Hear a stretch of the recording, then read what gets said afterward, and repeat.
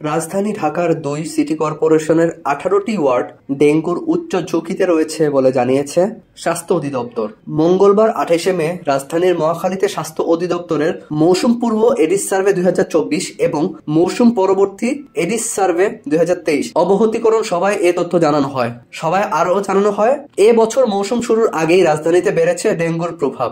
এর মধ্যে রাজধানীর ২ সিটি কর্পোরেশনের ১৮টি ওয়ার্ডে ডেঙ্গুর জীবাণুবাহী এডিস মশার লার্ভার ঘনত্বের পরিমাণ নির্দিষ্ট মানদণ্ডের থেকেও বেশি।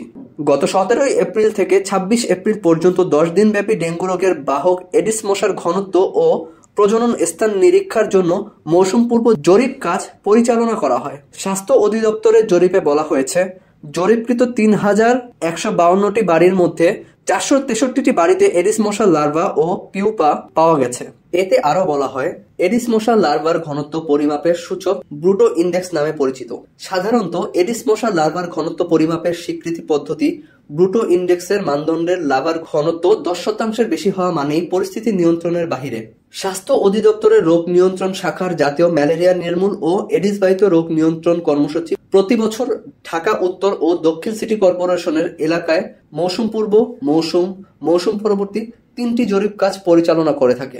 এ বছরের জরিপে দেখা গেছে, ২ সিটির ৯৯টি ওয়ার্ডের মধ্যে ১৮টিতে ব্রুটো ইন্ডেক্স ২০ এর বেশি। এর অর্থ হচ্ছে, এসব এলাকার ১০০টির মধ্যে ২০টির বেশি পাত্রে মশা বা লার্ভা পাওয়া গেছে।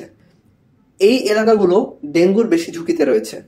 ঢাকা উত্তর সিটি কর্পোরেশনের ঝুঁকিতে থাকা ওয়ার্ডগুলো হলো ১২, ১৩, ২০, ৩৬, ৩১, ৩২, ১৭, ৩৩ নম্বর ওয়ার্ড। অন্যদিকে ঢাকা দক্ষিণ সিটি কর্পোরেশনের ঝুঁকিপূর্ণ ওয়ার্ডগুলো হলো ৪, ১৩, ৫২, ৫৪, ১৬, ৩, ৫, ১৫, ১৭, ২৩ নম্বর ওয়ার্ড। স্বাস্থ্য অধিদপ্তর জানিয়েছে, ঢাকা উত্তর সিটি কর্পোরেশনের মধ্যে সবচেয়ে বেশি ঝুঁকিতে আছে ১২ নম্বর ওয়ার্ড। এই ওয়ার্ডের এডিসের ব্রুটো ইন্ডেক্স পাওয়া গেছে ৪৩.৩৩%।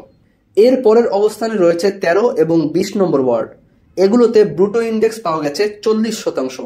৩৬ নম্বর ওয়ার্ডে ৩৩.৩৩% ও ৩১ ও ৩২ নম্বর ওয়ার্ডে ৩০%। ১৭ এবং ৩৩ নম্বর ওয়ার্ডে ২৪.৪৪% ব্রুটো ইন্ডেক্স পাওয়া গেছে।